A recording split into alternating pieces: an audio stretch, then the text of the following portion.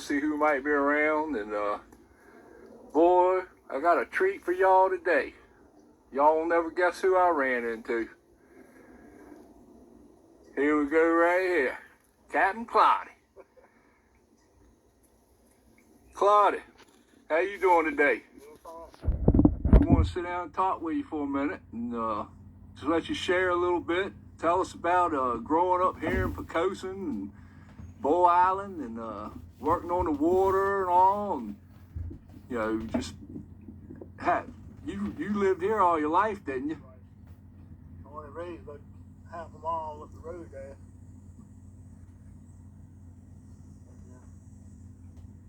I had never moved out here. I stayed here all my life. You ain't have no reason to move out here, did you? You was home. I was in that river right behind me. Yeah. I hear that. That's right. That's why I started crabbing. You started crabbing right here on Back River? Right in Back River. That's where I started in the back though. Uh-huh. And I was like 16 years old. Yeah. I didn't finish school, so I took up crabbing. Look, you ain't alone. A lot of people didn't finish school. Things was different then. You could go out and make money, you know. Everybody worked to help the families along and everything. My daddy had a heart attack. I had to do something, so I went to work. Yeah. Yeah, I've enjoyed every minute I've been on the water. I've enjoyed it. Absolutely. Sometimes ain't been real good, but I've enjoyed it. Right.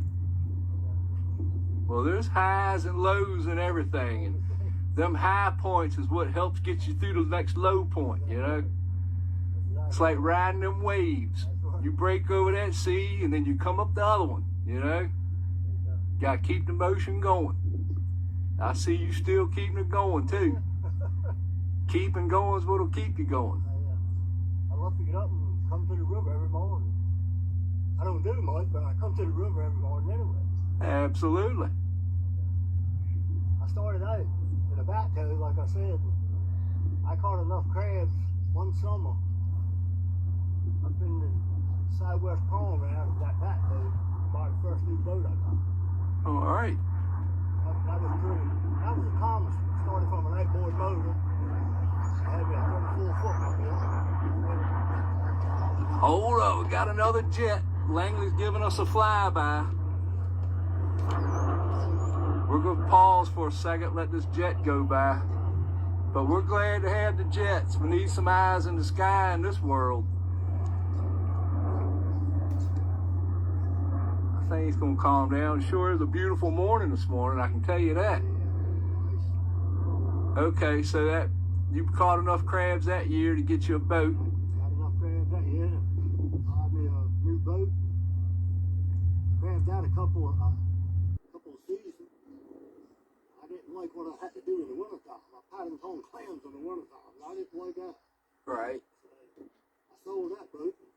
Got the one in the background there. Oh boy, let's take a look at her. Look at that. I know y'all done seen the Margaret F before. She was out there when I was crab potting with Daddy. You was out there. We all worked around each other. Everybody knows everybody. Yep. James, Wilbur, and June, all of them. We'd all be out there.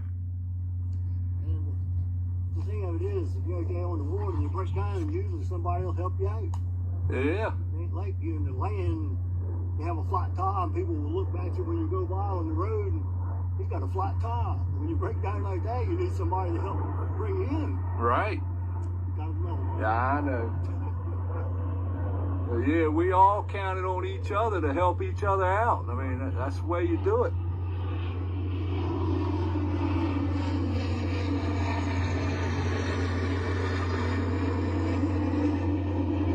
Langley's got to get their practice runs in every morning. But, so you had her built, didn't you?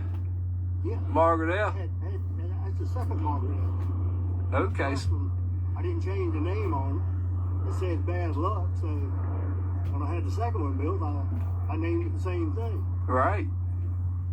I had good luck in the first one, so I didn't see no need of changing the name on it. It was named after my mama.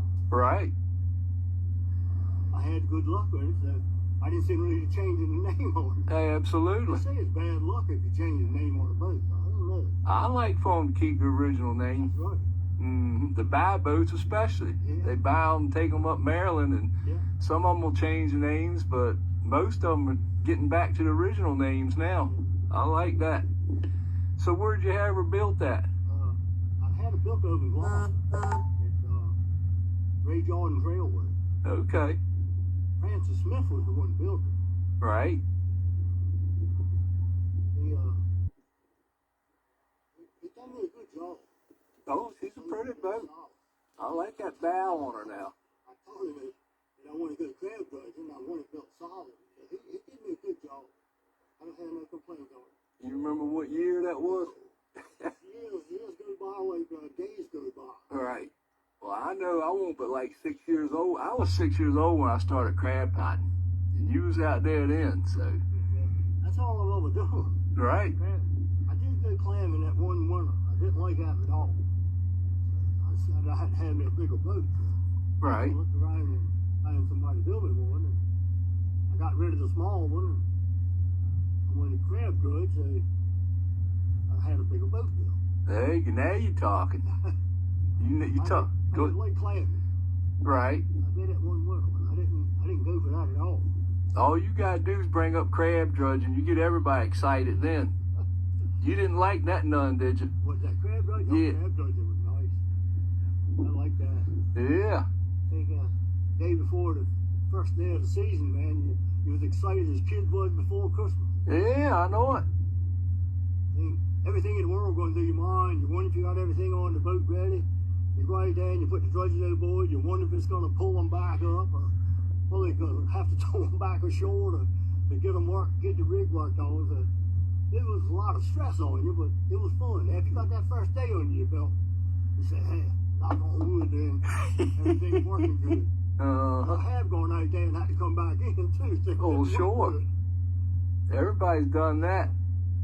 But I tell you what, if you got out there and your heister broke or something, whatever, somebody else will come by there and help you, pull them up for you. You know what? I've helped 2 or 3 of them. One guy lost his dredges first day of the season. It was right alongside the York River Channel, and he called me on the radio. He said, hey, where you at? I said, I'm down at the end of the fleet, down the low end. He said, I just lost my dredges. I said, you did? He said, yeah. I said, where'd you lose them at? He said, I lost them right here by this black can buoy. I said, well, don't go nowhere. All this fleet of boats here, somebody's going to catch them. There were 25 or 30 gentlemen. I had some new pointers. Well, I turned at the low end and I started back to the northern. When I got to that buoy, the boat stopped. And lo and behold, I was the one caught his dredge. I hear that. And we finally got him up. We had a mess. And I got him up and hooked the chain. Like halfway the chain, we had to pull all the loose chain back on the boat. And I waved him alongside, and we threw him into the chain, and he got it, and we knocked it. The chain was hung up in the teeth, and we knocked that off, and he got his dredges back. Yeah. I happened to be the one cut. I hear that. That's how fate goes, you know. Sometimes you don't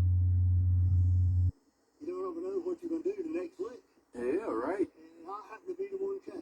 Uh-huh. We had another guy there. His name was Curtis Hall.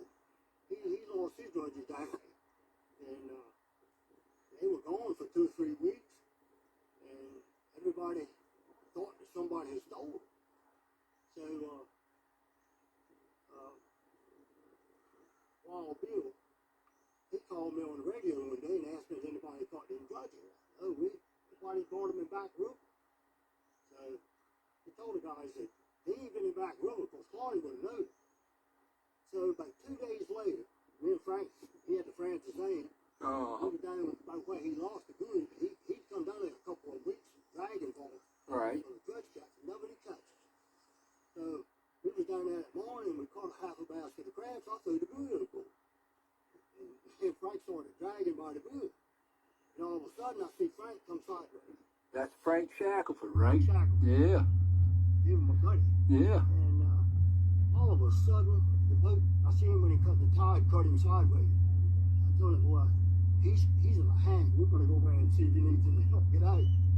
So we got over there to him, and he told me, said, I've got a set of drudges.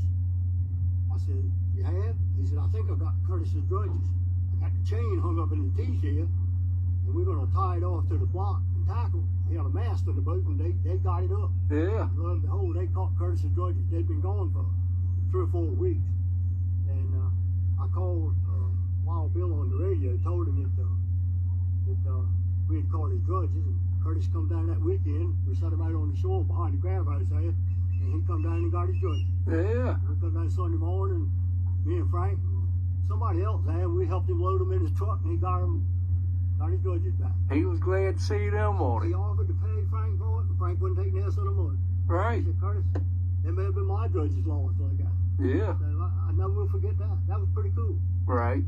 But, What about them days we'd hit a lick somewhere and everybody'd hear about it? You look, they're coming from every direction, hard as they could run. everybody come right to you. Black smoke heading to you. That was a time on it. If you didn't have a few crabs when the whole fleet of boats got there, you weren't going to get many more. I know it. They were going to pick that clean. I tell everybody, you could almost jump boat to boat, back and forth, back and forth. I see 200 in one group back there. Yeah. That was the most nerve-wracking day I ever spent. Yeah. I know it. We was the new pointers in the group, the tan gentlemen, the gentlemen, the bunch from out of Back River, and the Hampton fleet, all in one bunch. Yeah. Well, the boats was 10 or 15 wide. Yeah. Well, I'm in the middle of 2 deck boats. I Uh-huh. don't know where I'm to go. Mm-hmm. And you know, when the stern rig stops, everybody stops. But in side rigs, they got to pull one way, they turn the other. Right. Well, I told the boy, I said, get on the stern. I said, they gonna run in me. So they got on the stern, and we kept going, and nowhere for me to go. I couldn't stop. They were coming behind me. Yeah. I kept going, and they got on the stern and put the hand on the side of the deck boat and shoved it off until they Darn. finally broke and got away. They was that tight on you? Tight. You know, if one I hadn't done had a heart attack before then, that was the worst day I had. Wow. I mean, I seen some close ones, but I ain't never seen them up that tight. Darn. It was slick cam. Yeah. And I got hung up with tan jamming. Yeah. And I've had a mess out there. Right. I hung one day and was towing him with me. I Uh-huh. had a lot of power in the boat. And I thought I had hit a cable. I felt her when she snapped, and I opened her up. Well, the boy on the stern said, hey, that fellow on the stern back there is waving for you to stop. And I hooked him. Yeah. Oh, man. We had a time. The drudges won't tore up, were they? His was. Oh, boy. Mine jumped on top of his and tore the twine top out. Wow. Well, we had to let him pull back, and he got him up. He said, hey, your drudge is on top of mine. I can't get mine up. I said, well, slack some chain out, and I'll see if I can get mine up. Uh-huh. So I pulled mine up and got him up. I let him free spool and hit the brake rail hard, and it snaps when they got it. They broke apart. Mm-hmm. Well, he pulled his up, so I went back to him. I tore both of his twine top down. Wow. I asked him for it. I said, hey, look, I tore you up. I don't mind getting on there and helping you fix them. He said, don't worry about it. They ain't nothing but a thing. So but I'll tell you one thing. When I got in a fleet of boats, he stayed away from him. I didn't want to get tangled up with it. Right. We was in 25 feet of water over there, and they had 175 foot of chain out. When I crossed behind him, I figured he had about a 75, 80 foot of chain out. He had 150 foot out. Right. And I hung him. Well, look. I didn't mean to do it, but I hung him. Because we on here talking, I'll just say that sometimes people get lost a little bit, end up in the restricted area, but you'd get back out of there pretty quick too. Yeah. You don't want to get it out. Everybody made that mistake, didn't they? Yeah, everybody said that today. And I'm going to take the Fifth Amendment on that. Yeah. I ain't going to talk about that. Right. Them foggy, we know where we were. Oh, yeah. Yeah, you know where you were at. You know where you were somewhere you weren't supposed to be. Then you hit that clean bottom, clear crab, shovel them right in the barrel. And look, here's something you ain't seen in a long time. How long has it been since you seen one of them right there? Huh? People don't even, look, some of these younger guys, they don't even believe we use wooden crab barrels. They said, you didn't use wooden crab. I said, what do you think we was going to use? We ain't have no plastic mess then. Plastic stuff hadn't never been invented. Look, when did you think you'd ever go sit on a wooden fish box like that again and tell some stories? Huh? Wooden fish boxes, wooden barrels. We're talking the history, huh? And wooden-headed people. Oh boy. But, you know, I love to talk about history and how it was and share it with everybody. Yeah. So, Probably won't never happen again. But at one time, it was plenty of crabs in that bay. well, that's the only thing that'll bring the bay back if they'll let us dredge it and turn it over. Yeah, well, we said too many people don't want you to tear the bottom up. They said tear the bottom up, but it doesn't. They're tearing the bottom up by letting it sit stagnant and That's like everything else. it gets silted in and ain't nothing moving, nothing live, nothing for the fish, nothing. It's just silted in. Maldi's coastal, the whole coast everywhere is developed, and they're collecting storm water from everywhere around, collecting everything in the world in it and dumping it right in the bay. And if they don't let us start turning that bottom over, that's it. It's gonna be the end. But Them people got book knowledge. They don't have a clue what's out in the bay. I right, got one question to ask any one of them scientists, and he answered me that. I'll shake his hand. Now do more than that, or I won't say it. But he said it like that. One of them tell me how many crabs is in that bay on any given day. yeah, Ain't now one of them. I don't care how smart they are. Ain't now one of them can tell you how many is out there. They go and come. right, And they seem to think they go out there in the wintertime with a little drudge and make one lick here and one lick there, and they catch 2 crabs here and 3 crabs over there. There ain't gonna be no crab. He's like to be a half a mile away from that, and it's like to be 10,000 barrels. yeah, They go in beds. right, Half of the time they go out there, they don't even know where to go look for. exactly. But they got it in the book. This is where they're supposed to be. But look, they got a certain spot they'll go do the Every survey. day. You know, I mean, every time they go out there, they go to that one area, right. and they survey that. That don't tell you Crabs nothing. are everywhere. Yeah, I see them buried along the seawall at Old Point one year. right. A clear drudge full. Mm-hmm. 7, 8 feet of water. Right. I see them on Hot Ball one year with a drudge with a ball in the mud over the back of it, and it was all the crabs could get in it. Right.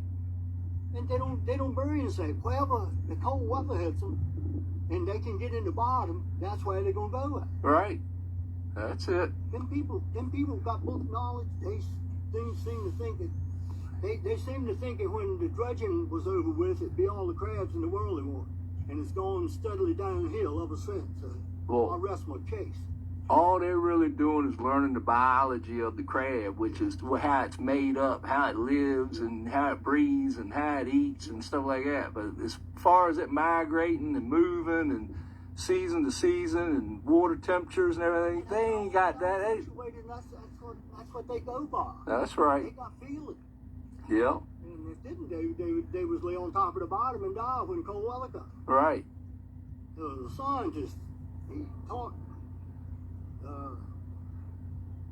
marine biology of an ODU. He was at Graham Rollins one year. I was down there delivering crabs, Mm-hmm. and they were tagging a bunch of crabs. And I got out of the truck and I said, "Which one of y'all's in charge?" He said, "I am." He said, "I know everything there is about crabs." I said, "Well, you the man I want to talk to." He said, "All right, give me a question." I said, "All right, answer me this question." I went to the barrel and I picked up a black sponge, Yeah. an old crab. Mm-hmm. I said, "Now this crab right here is old. It got eggs on it. When she lays them eggs, drop them off on the bottom, will they hatch or will they die?" And he started scratching his head. He said, "I can't answer that question." I said, "I thought you knew something about crabs." I said, "Are they all going to die or are they going to survive?" He said, "I don't know. I can't answer you that." So I rest my case. All right. He was supposed to know everything there is about crabs, and he couldn't tell me whether they were going to live or not. Right. I don't think they would live myself. I think that she was too old. Mm. I don't think they would have spawned out. She Right. would have rubbed them out. That's just my opinion. Right. Everybody else has got a different opinion. Right. But he couldn't answer that question. And ain't now one of them can tell me how many crabs are in that bay either. Right. I don't think anybody that can tell me how many crabs have been that big. And I'll still stick by that. Well, I can tell you this. I told this to somebody else just recently. I'm going to tell you. There's people in this world that's got all the money in the world. They can go anywhere in the world. They can do anything in the world. And they ain't had nowhere near the life you've had. You know what? You've had a great life. You know how many sunrises you see, breathing that salt, fresh air, salt water. You know, salt is a preservative. Salt gives you some flavor. Put some flavor in your life. I'm not going to wood. I've been lucky. I had 6 bypasses 40 years ago. Wow. See the skull? Yeah, I do. But look. I was down for a month. Other than that, I went right back to work. Like I told you, keeping going is what keeps you going. Keep you going. That's it. And didn't even know I had nothing wrong with it. Right. But that's something you don't know. I didn't have a cholesterol check and I found out I had had to have bypass surgery. So you still doing a little crabbing, little fishing? I do the crab pot. We go out crabbing. I do the culling now.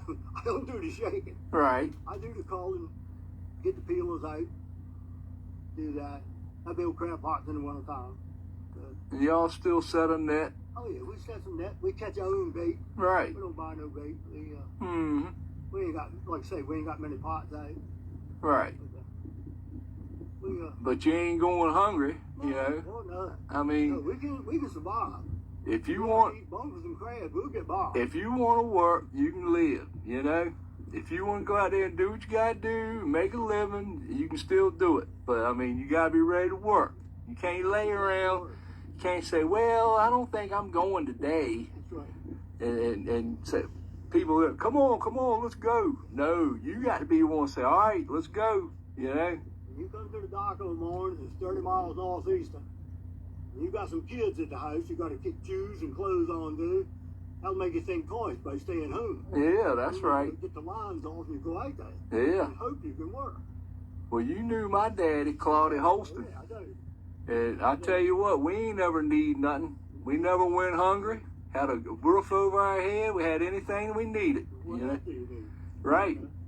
And I tell you, I wouldn't trade growing up working on that boat with him all them years. I worked on the water for 20 years, and I wouldn't trade that for nothing in this world.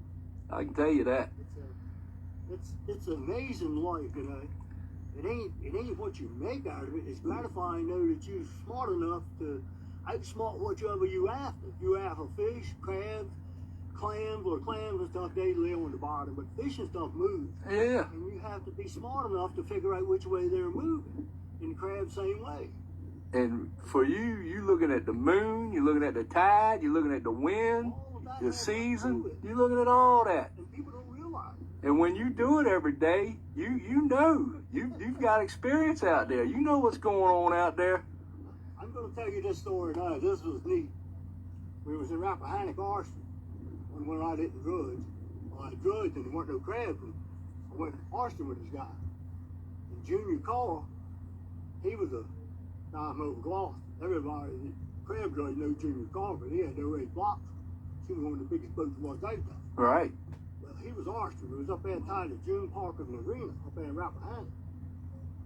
We come in that Friday, there was a great big sundog by the side of the sun. Right. So I walked over to the boat. I said, Junior, look at that thing up there.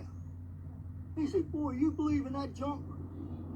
I said, everybody always told me bad weather follows sundogs. Right. That bright. He said, that thing is millions of miles away. That ain't got nothing to do with the sun. Maybe it don't. I've always thought they brought bad weather. Monday morning we went up there. Where we had the boats tied up at was 6 inches of ice. The boats were frozen in. The snow was 4 foot deep on the parking lot, and he was down there shoveling snow out of the boat. I walked down to him like, Junior, you think that thing up there by the moon somebody's son didn't have nothing to do with the snow? He said, boy, you full of it.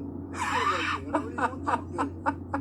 So that was one instance I really think that the sundog has something to do with it. Absolutely. Better not. That's So right. I got a kick out of teasing him anyway. Absolutely. Oh, everybody's had fun. You got to be able to have fun with each other. Yeah. So, that's the fun of going. well, People tell them things. I've had fun talking with you this morning. Well, I appreciate it. Is there anything else you want to share? That's about all I've ever done was crab. Right. Well, ain't nothing wrong with that. No, I've enjoyed it. I've enjoyed it. Well, all these younger fellas, all these younger watermen, they're looking to you to see how you do it. You passing it on. Hey, what I did years ago, that don't work now. Everybody got different pots and all that good stuff. Yeah, they are changing the pots all the time. You have to change with the time. That's true. But there's, Whoever thought when me and you started crabbing that you'd put razor clams in a pot together? I know, man. Would laugh.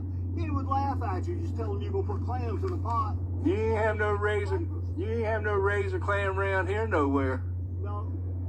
But when they started using razors, I started using hard clam, and I caught more crabs off the hard clams than I did the razor clam. Right. And if you told my daddy you was baiting with clams, he would have let you out on the boat. I know it. Well, because all they would be put into them. Right.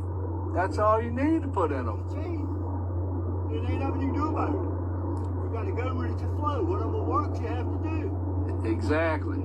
That's it. Well, look, these jets coming in here again. We're going to sign off. But, Claude, we appreciate it, man. I thank you for sitting down with us. Appreciate all y'all been watching. Hope y'all enjoyed this. And, you know, I was just glad to catch up with him. And perfect place. Got the boat in the background. Out here on the water. Beautiful sunny day. So, just want to say thank you.